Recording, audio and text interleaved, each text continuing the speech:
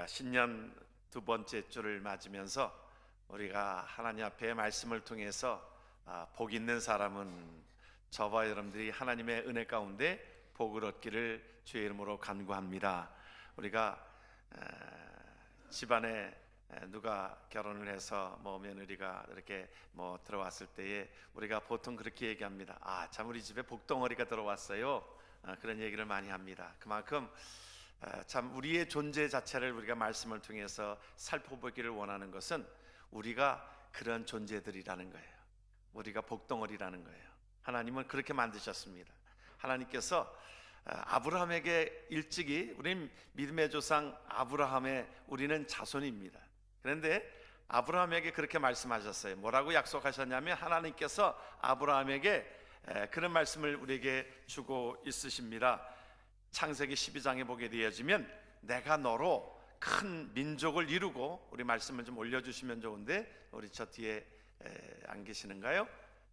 우리 창세기 12장에 있는 말씀, 우리 말씀을 우리 뒤에 계시는 분이 안 계시는가요? 네, 우리 창세기 12장에 있는 말씀을 보면 내가 너로 큰 민족을 이루고 내게 복을 주어 내 이름을 창대케 하리니 너는 복의 근원이 될지라. 너를 축복하는 자에게는 내가 복을 내리고 너를 저주하는 자에게는 내가 저주하리니 땅의 모든 족속이 너를 인하여 복을 얻을 것이라.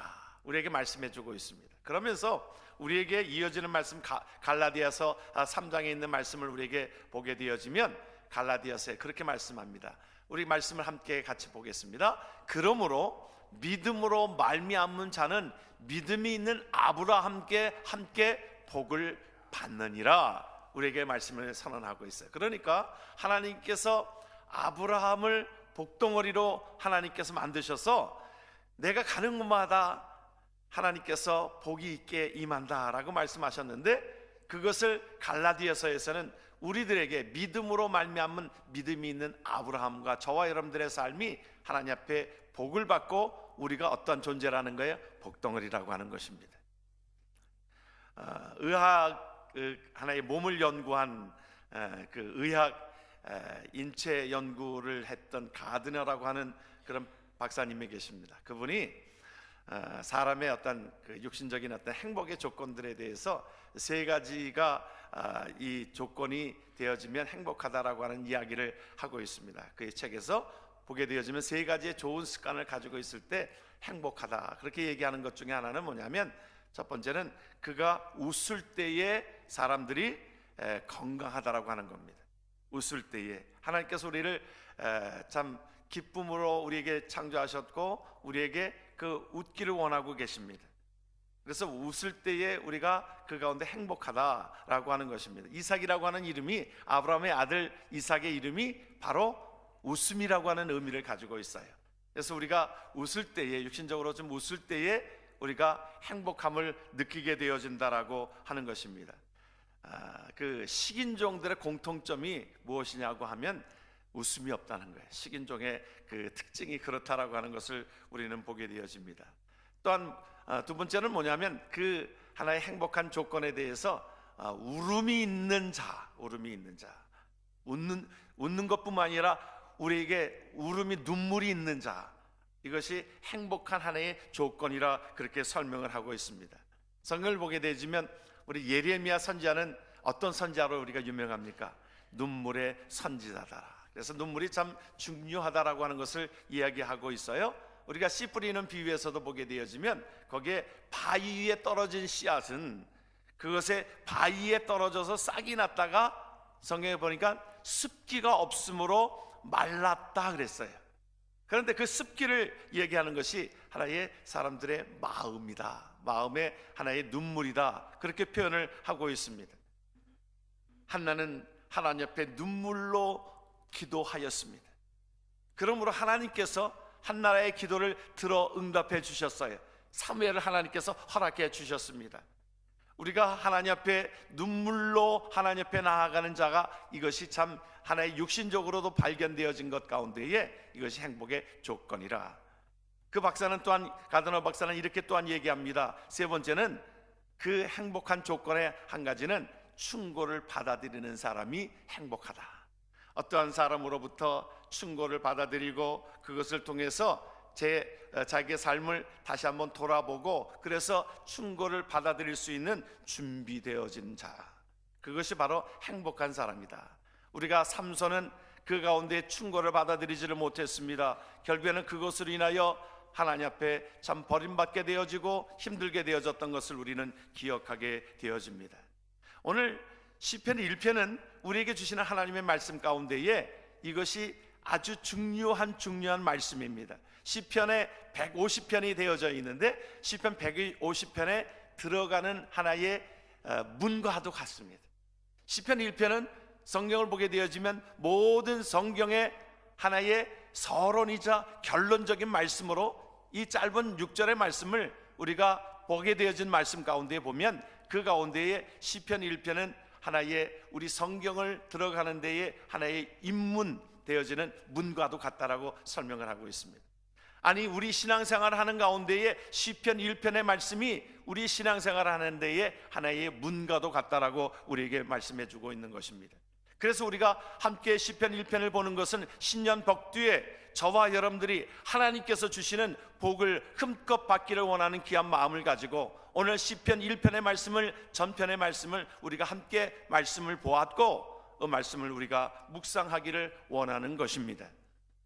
오늘 우리에게 그 말씀을 우리에게 주고 있습니다. 그래서 시편 1편은 서론이자 결론적인 말씀으로 우리에게 뭐라고 말씀합니까? 악인은 심판을 견디지 못한다, 망하리로다, 그 말이에요. 그러나 하나님 앞에 의인은, 하나님께서 인정하시는 하나님의 의인은 하나님께서 형통함의 복을 받는다라고 하는 것이 성경에 주시는 하나의 결론적인 말씀이라고 하는 것을 우리는 봐야 될 것입니다. 그런데 우리가 히브리어의 이 복이라고 하는 단어를 우리가 두 가지로 설명을 합니다. 우리가 신약에서 우리가 하나님 앞에 사랑이라고 하는 단어를 얘기할 때에 그것을 우리가 우리가 사랑이라고 하는 한국말로는 그래 사랑이지만 이것을 세 가지로 이렇게 분류해야 되는 것처럼 이 복이라고 하는 단어도 이것이 히브리어에서는 구분되어져서 하는 말이 있습니다. 뭐냐면 바라크라고 하는 단어가 있고요, 아시다르라고 하는 그 단어가 있습니다.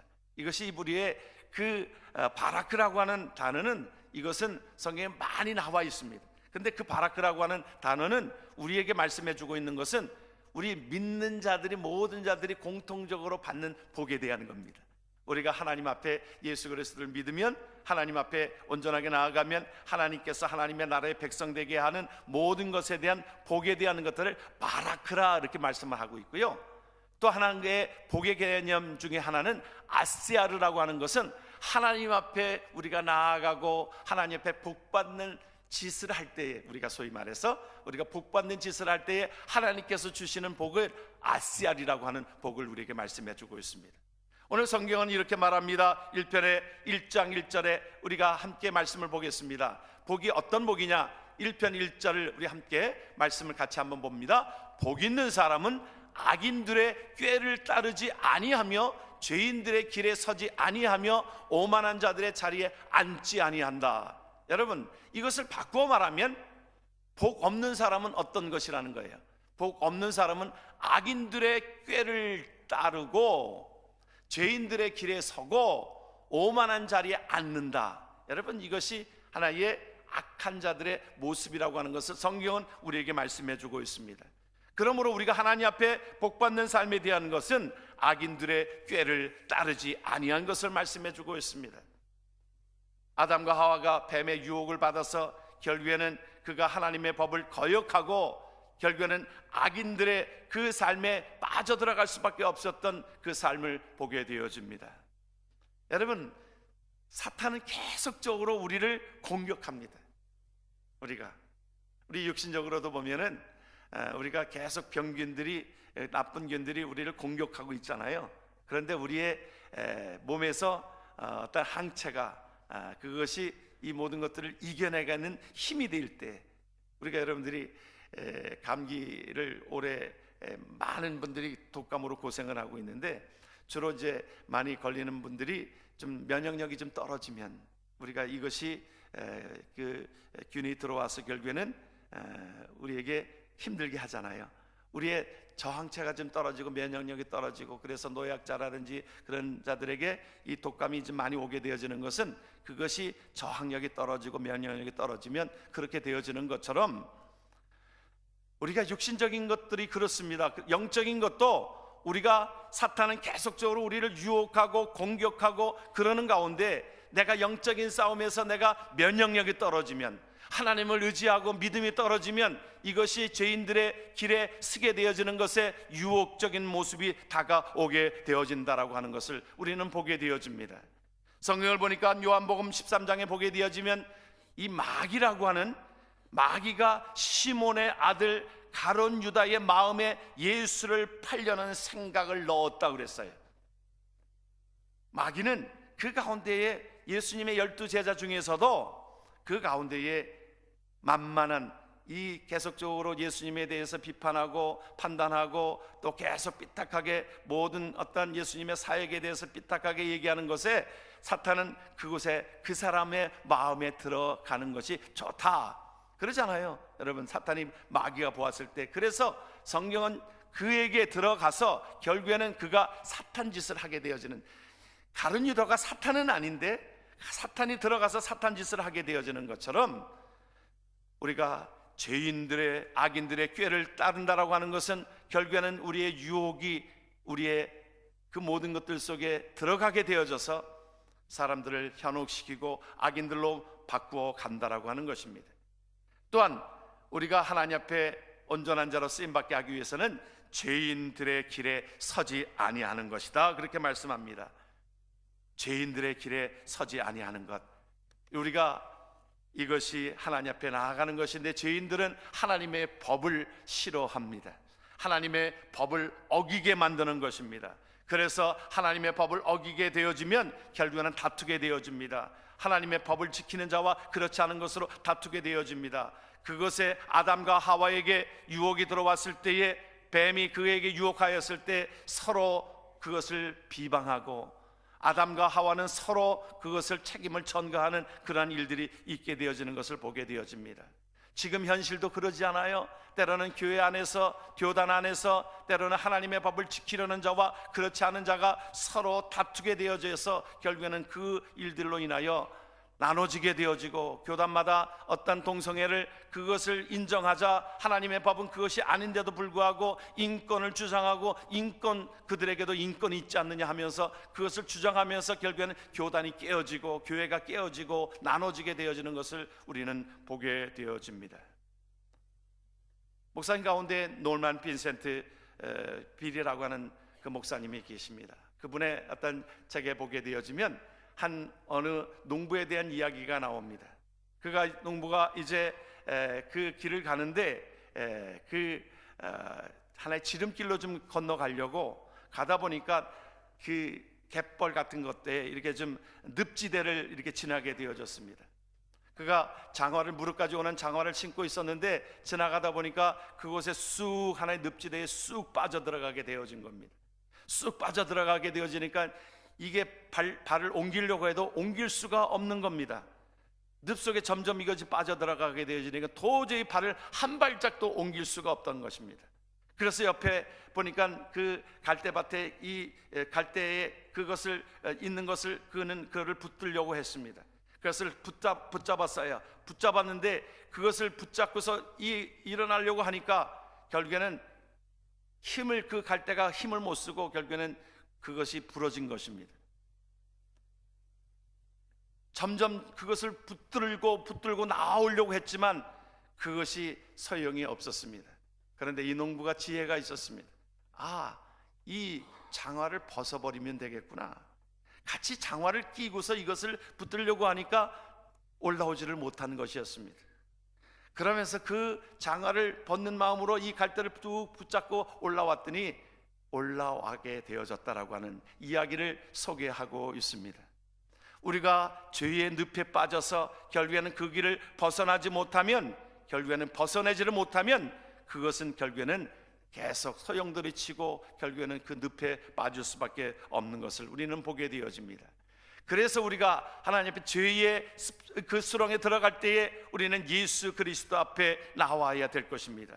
하나님께서 다윗에게 하나님께서 말씀하셨을 때에 그의 죄의 수렁에서 그것이 계속적인 빠져들어가는 것이 아니라 그 가운데에 하나님의 말씀을 듣고 하나님 앞에 나단 선지자를 통하여 주시고자 하는 말씀을 듣고 그가 하나님 앞에 회개함으로 하나님 앞에 온전한 삶을 나아가게 되어졌던 것을 우리는 기억하게 되어집니다. 우리가 때로는 죄의 수렁에 빠질지라도 우리가 하나님 앞에 하나님께서 주시는 말씀을 따라서 회개하고 나올 때에 하나님께서 우리에게 주시는 하나님의 은혜를 체험할 수 있는 하나님의 백성이 되어주는 줄 믿으시길 주의 이름으로 축원합니다. 또한 오늘 어떤 것에 우리가 빠지지 말라고 말씀합니까? 하나님께서 우리에게 말씀해 주고 있는 것은 오만한 자리에 앉지 않는 것을 말씀해 주고 있습니다. 오만한 자리라고 하는 것은 교만한 자를 설명하고 있습니다. 이 교만은 점점 점념되기 때문에 그렇습니다.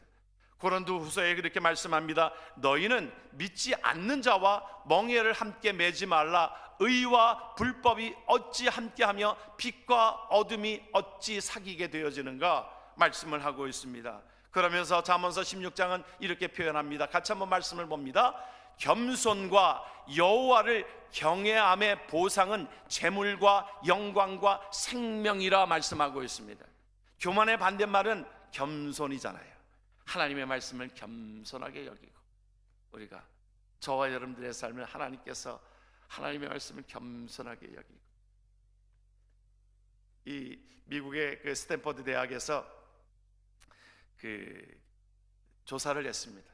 그 한 교수가 루이스 터먼이라고 하는 그 교수가 그 학생들 IQ가 120 이상 된 사람들 160 된 사람들을 보통 우리가 천재라고 얘기합니다.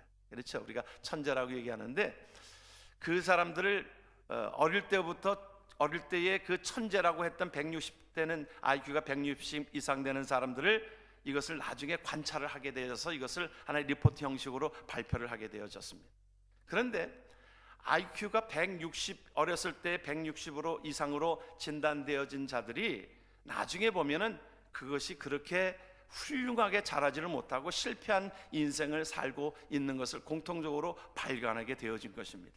그런데 그 원인을 그가 진단한 것이 있습니다. 이 원인을 보게 되어지면 그 원인적인 것이 뭐냐면 자기가 IQ가 160 이상이 되어지니까 천재이기 때문에 자기는 늘 최고라고 하는 생각을 가지고 있는 그 교만한 마음을 가지고 있다는 것입니다. 그러다 보니까 그 교만한 마음 가운데에 다른 사람들의 이야기를 듣지 않는 것입니다. 자기가 똑똑하기 때문에 누구 얘기를 듣지 않는 겁니다. 그러다 보니까 결국에는 우리가 더불어서 살아가야 되는 것인데 그 가운데 고집불통이 되어진다라고 하는 공통적인 것이 뭐냐면 그들에게 있어서 다는 아니겠지만 그 공통적으로 실패된 자들의 모습들을 보게 되어지면 머리가 똑똑하고 수재임에도 불구하고 그는 교만하여서 결국엔 고집불통이 되어져서 그것이 잘못된 길로 행복한 길로 가지를 못하는 것을 발견하게 되어졌다라고 하는 것을 리포트로 말씀을 하고 있습니다. 저는 여기에 더불어서 그들은 자기가 똑똑하기 때문에 IQ가 높고 그것에 똑똑하기 때문에 하나님의 말씀을 듣지 않는 것이다. 여러분, 그렇게 우리의 삶 속에 하나님 앞에 겸손하게 그래서 겸손과 여호와를 경외함의 보상은 하나님께서 우리에게 재물과 영광과 하나님께서 주시는 생명이라 우리에게 주시는 하나님의 은혜인 것을 우리는 기억합니다. 성경은 이렇게 시편은 이렇게 말합니다. 우리가 4편 우리 4절과 5절에 악인들은 같이 한번 말씀을 봅니다. 악인들은 그렇지 아니하며 오직 바람에 나는 겨와 같도다. 그러므로 악인들은 심판을 견디지 못하며 죄인들이 의인들의 모임에 들지 못한다라고 성경은 우리에게 말씀해 주고 있습니다. 우리에게 계속적으로 이 말씀은 우리가 신약에서도 이렇게 말씀합니다. 알곡과 가라지로 구분을 하여서 알곡은 천국 곳간에 가라지는 그것을 불에 태워버린다라고 하는 것을 말씀해 주고 있습니다. 그러니까 우리가 악인은 어떤 자예요? 악인은 가라지와 같은 존재입니다. 알곡은 뭐예요? 하나님의 백성들, 하나님 앞에 알곡은 하나님께서 인정하시는 의인이라고 하는 것을 우리는 기억해야 될 것입니다. 그래서 우리가 하나님 앞에 악인들의 삶과 의인들의 삶으로 구분되어집니다. 이것이 바로 하나님께서 우리에게 주시는 하나님의 은혜의 말씀인 것입니다. 우리가 성경을 보게 되어지면 아브라함의 조카 롯이 있습니다. 롯이 사실은 아브라함의 가장 가까이서 아브라함의 삶을 본 자임에도 불구하고 그는 육신의 소욕을 따라서 육신의 욕심 때문에 결국에는 잘못된 길로 갈 수밖에 없었던 그런 상황을 우리는 보게 되어집니다.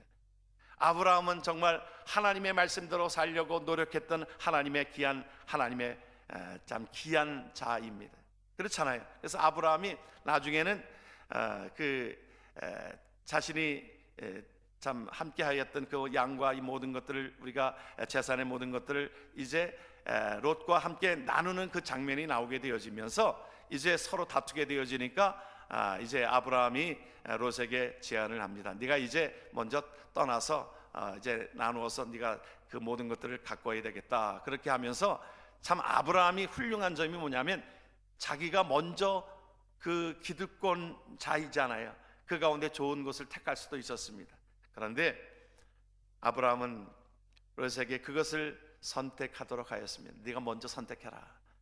네가 먼저 오른쪽 선택하면 내가 이쪽 선택하겠고, 네가 이쪽에 선택하면 내가 이쪽에 선택하겠다라고 하는 그 마음, 이것이 하나님이 주신 마음이지요. 베푸는 마음이지요. 그런데 롯은 그렇게 되어지면 아니지요. 삼촌이 먼저 택하시고 내가 좀 삼촌이 나에게 주어지는 곳에 내가 가서 하겠습니다. 그러지 않았어요. 롯은 딱 보니까 소돔과 고모라 성이 그것이 물도 많고 아주 목축하기에는 너무 좋은 땅이었습니다. 그래서 그렇게 얘기합니다. 내가 저쪽을 택하겠습니다. 소돔과 고모라 성을 택하였습니다. 그의 욕심과 그 모든 것들로 인하여 그에게 그 당시에 소돔과 고모라 성이 어떠한 패역한 자의 모습이었냐면 그것이 바로 성경에 말하고 있는 동성애자들이 있는 곳이었습니다. 그곳에서 물질의 향락에 취하여서 그의 가족이 그곳에 살았던 것으로 인하여 나중에는 하나님께서 아브라함의 기도를 들어주셔서 하나님 롯을 구해내려고 하였던 것이었지만은, 그러나 롯의 아내는 결국에는 뒤를 돌아본 거로 소금 기둥이 되어졌고, 나중에는 롯은 그 가운데 구해냈지만, 그 두 딸을 통하여 구해냈지만, 여러분 기억하시는 대로 나중에 롯과 그 두 딸로 인하여 근친상간함으로 인하여 그 자손이, 우리가 기억하시는 대로 모압과 암몬 자손으로 그 후손이 이어지게 되어져서 암몬과 모압 자손은 계속적으로 이스라엘 백성들을 공격하는 그러한 선봉대에 섰던 것을 우리는 기억하게 되어집니다. 그렇습니다. 이 복이 없는 사람, 악인의 그 모든 것들은 결국에는 멸망으로 갈 수밖에 없지만, 하나님께서 인정하시는 하나님의 의인들은 하나님께서 인정하시는 삶으로 나아가는 줄 믿으시길 주의 이름으로 축원합니다. 우리에게 이렇게 말씀합니다. 시편 1편 2절을 같이 한번 말씀을 봅니다. 오직 여호와의 율법을 즐거워하여 그의 율법을 주야로 묵상하는 자로다. 아멘. 시편 19편은 이렇게 설명하고 있습니다. 같이 한번 말씀을 봅니다. 금 곧 많은 순금보다 더 사모할 것이며 꿀과 송이 꿀보다 더 달도다. 하나님께서 우리에게 주시는 하나님의 말씀인 것입니다. 여호수아서 1장 8절에도 이렇게 표현을 하고 있지요. 여호수아에게 이제 모세에 이어서 하나님께서 주어진 땅에 들어가는 모든 것들 속에 하나님께서 여호수아에게 주시는 말씀이 있습니다. 같이 한번 말씀을 보겠습니다. 이 율법책을 내 입에서 떠나지 말게 하며 주야로 그것을 묵상하여 그 안에 기록된 대로 다 지켜 행하라. 그리하면 내 길이 평탄하게 될 것이며 내가 형통하리라. 아멘. 저와 여러분들의 삶이 하나님께서 우리에게 그렇게 말씀합니다. 하나님 앞에 여호와의 말씀을 묵상하고, 우리가 하나님의 말씀을 묵상하는 것이 그렇게 중요한 것입니다. 하나님의 말씀을, 그것을 지키는 것을 기뻐하고, 하나님 앞에 예배로 나아가는 것을 하나님 앞에 기뻐하고, 그러한 삶을 하나님 앞에 나아갈 때에 하나님께서 우리의 삶에 하나님께서 풍요로 함께 하시고 너의 삶이 형통하게 되리라. 우리에게 주시는 하나님의 말씀인 것을 기억하길 주의 이름으로 축원합니다. 그래서 우리에게 주시는 하나님의 말씀을 따라서 우리가 2020년도에 하나님 앞에 많은 열매를 맺어가는, 우리가 그렇잖아요. 우리가 시냇가에 심은 나무는 시절을 쫓아 열매를 맺는다라고 말씀합니다. 그 나무가 그 뿌리를 어디를 향하고 있을 때, 물 쪽으로 그것을 향하고 있을 때 그것에 밑에 있는 뿌리는 보이지 않지만 그 뿌리가 시냇가에 심은 나무, 그 시냇가의 물을 쭉 받아서 저와 여러분들이 하나님께서 풍성한 은혜로 나아가기를 원하는 것이 하나님의 마음인 것입니다.